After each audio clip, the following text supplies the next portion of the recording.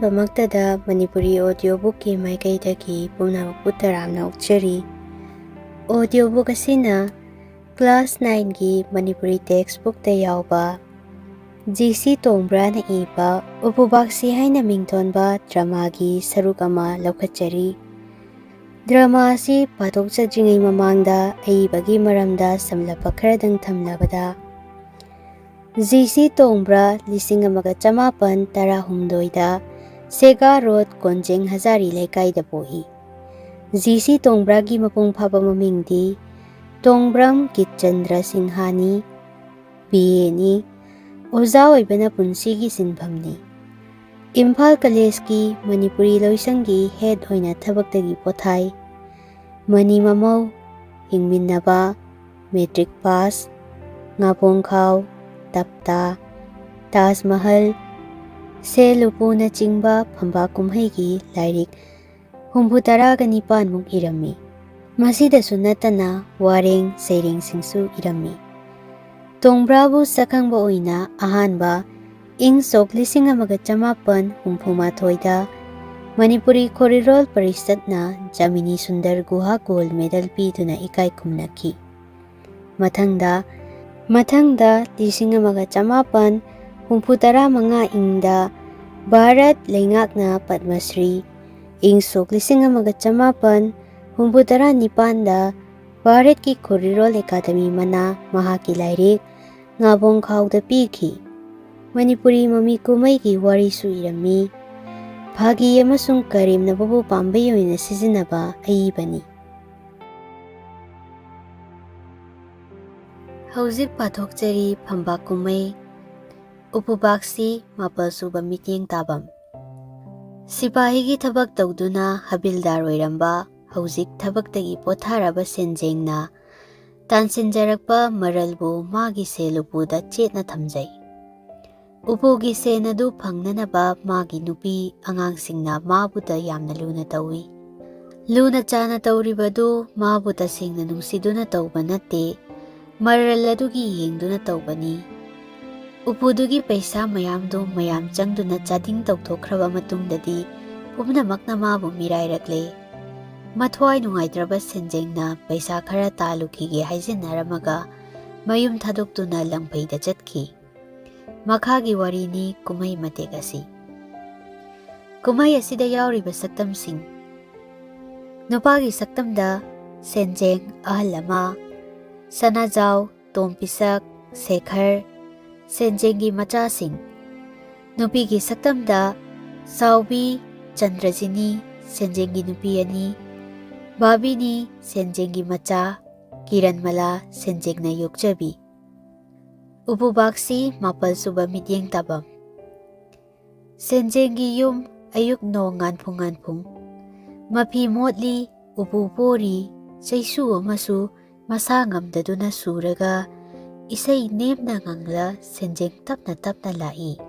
Senjeng Phajaba nangni achumba phajaba nangni kanaba nungaiba phajara loire hai norok tani.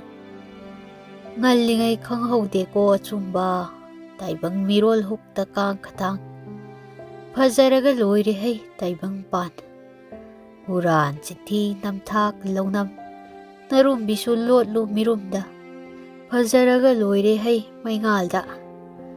Nangi magi aigi mityeng tinade kanasu phai phate chomi lalida achumba.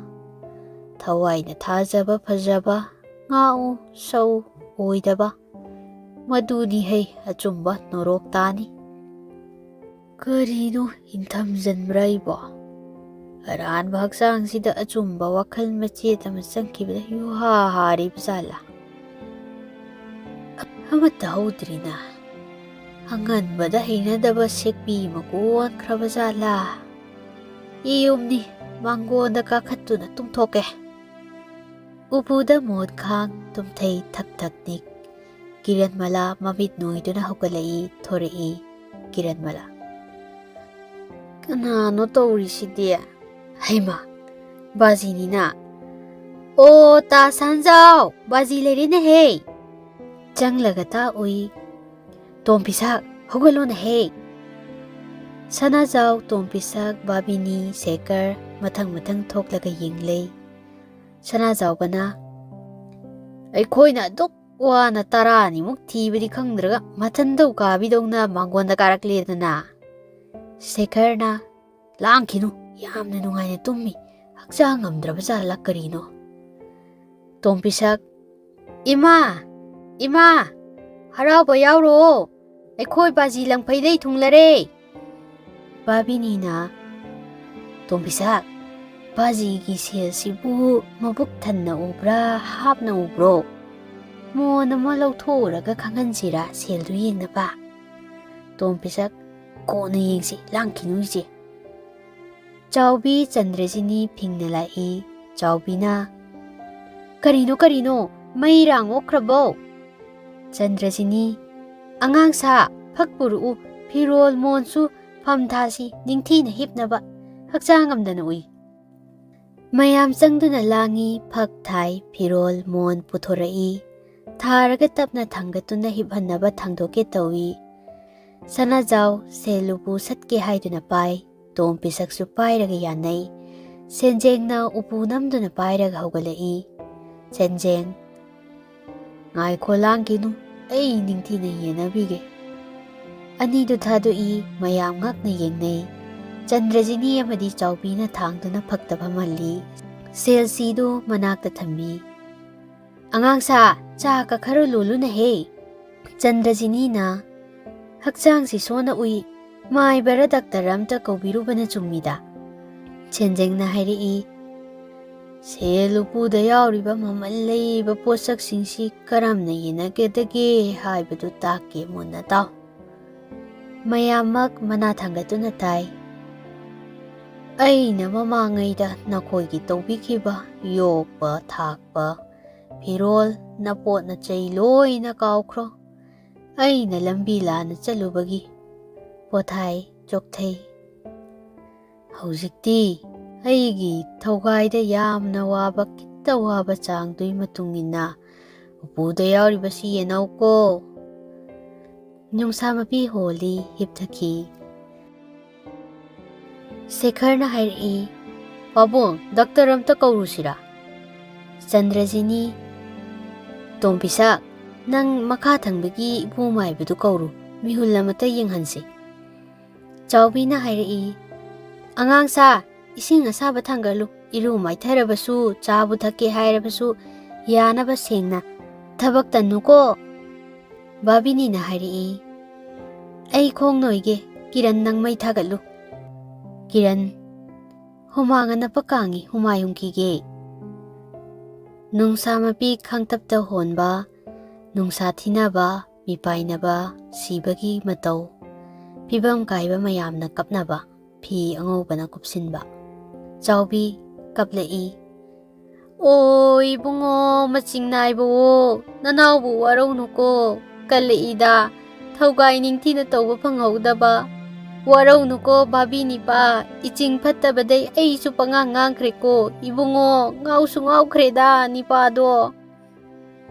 Chandrajini amukablai, "Aibusu waraunuko, Sekar babung, aibu iche Chaubina nektuna nakhoi imungsi amuk phibam tanaba oibada kaya ngakre, tat kaya tawkre. Makhoi babungi mirol taraknaba tawruba ngakni nanaubu ngakpiyu." Khurumi. Babini namukablai, "Saumanbadai hongnadaba ikaiki khangjarudre. Nungaitaba koknaba bajina yaba pa khangdo laibag yengjarure. Nachabu warauno pokpa nungsiba haibasidi bajiju khangbiramni, yamna ngauhanbajani."